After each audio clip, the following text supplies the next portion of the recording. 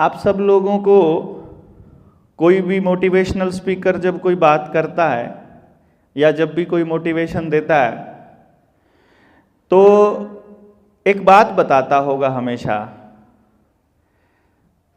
कि जीवन में आप क्या करना चाहते हो ये तय कर लो कि हमें हमारे जीवन का ये मकसद है, और फिर अब मेहनत करनी शुरू करो। और तब तक नहीं रुकना जब तक आप उस लक्ष्य की प्राप्ति को नहीं कर लेते या उस लक्ष्य को प्राप्त नहीं कर लेते या जब तक आप उस मंजिल तक नहीं पहुंच जाते। ऐसा बताते हैं? बताते हैं। किसी मोटिवेशनल स्पीकर ने आपको यह भी बताया कि अगर उस लक्ष्य तक ना पहुंचो तो क्या करना है? या यह बताया कि जब वो लक्ष्य प्राप्त हो गया उसके बाद क्या करना है? उसके बारे में कभी सोचा? नहीं सोचा? तो मैं थोड़ा इससे उलट बात करूंगा आपसे। जो अभी तक किसी ने आपको बताया है ना, मैं इससे उलट बात करूंगा। मैं वो क्यों करूंगा उसका कारण है, पिछले 24 सालों से मैं इंसानी दिमाग को समझने की कोशिश कर रहा हूं और मुझे रोज नई बात पता चल रही है।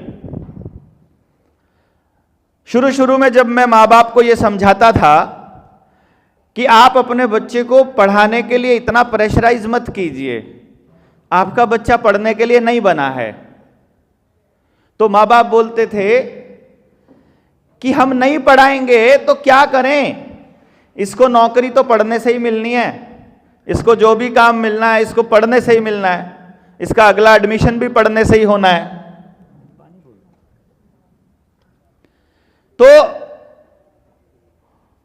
फिर मैंने सोचा कि ये तो उलट हो गया, बच्चा पढ़ने के लिए बना नहीं, माँ बाप ने इसको पढ़ाना है, सभी टीचर्स ने पढ़ाना है, तो इस पढ़ने से हमको हासिल क्या होगा?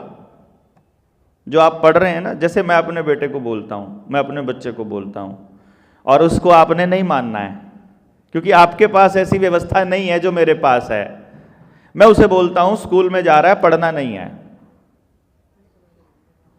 मैं उसको स्कूल में पढ़ने के लिए नहीं भेजता, मैं उसे स्कूल में भेजता हूं कि तुम देखो अपने आसपास किस तरह के बच्चे हैं, फिर ढूंढो उनमें से अपने पसंद के, अपने जैसी सोच के, और फिर उनसे दोस्ती करो और फिर उनके बीच रहो और ढूंढते जाओ कि तुम्हें अच्छा क्या लगता है।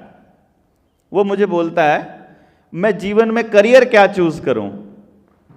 अभी 12वीं कर ली है मेरे बेटे ने, तो फर्स्ट ईयर में है, तो वो बचपन से पूछता आ रहा है मुझे क्या करना है। मैंने कहा तुम्हें ये ढूंढना है कि तुम्हें क्या करना अच्छा लगता है, तुम्हारा यही काम है, बस तुम्हें वो ढूंढना है।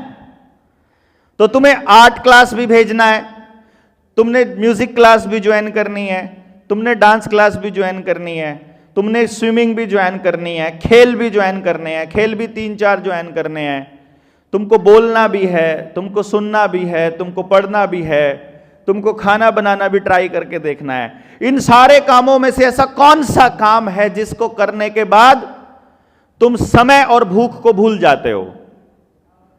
जैसे कई माँ बाप मुझसे बात करते हैं, जी सुबह निकला था शाम तक घर ही नहीं आया, छुट्टी वाले दिन सारा दिन ही खेलता रहा दोस्तों के साथ। मतलब इसका मतलब यह हुआ पूरा दिन उसको यह भी नहीं पता चला कि पूरा दिन बीत गया और उसे भूख भी नहीं लगी, है ना? तभी तो ऐसा हो सकता है। इसका मतलब उसे कोई एक काम तो मिला जिसमें वो समय और भूख भूल जाता है।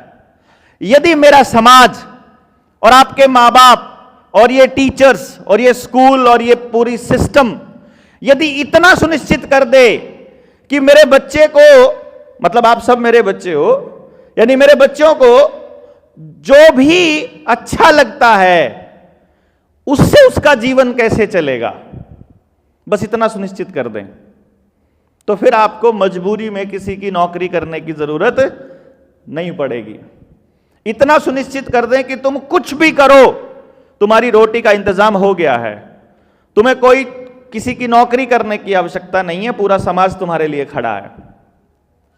दुर्भाग्य से बच्चों क्या हुआ, माँ बाप ने अपने बच्चों के लिए काम करना शुरू कर दिया।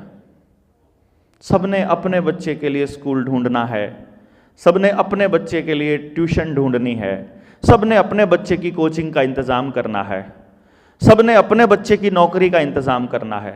उस चक्कर में दूसरे के बच्चे के साथ क्या बीत रही है उनको कोई मतलब नहीं है। और यही हम सब की बर्बादी का कारण बन रहा है और भविष्य में बनने वाला है, क्योंकि बच्चे सबके साझले होते हैं।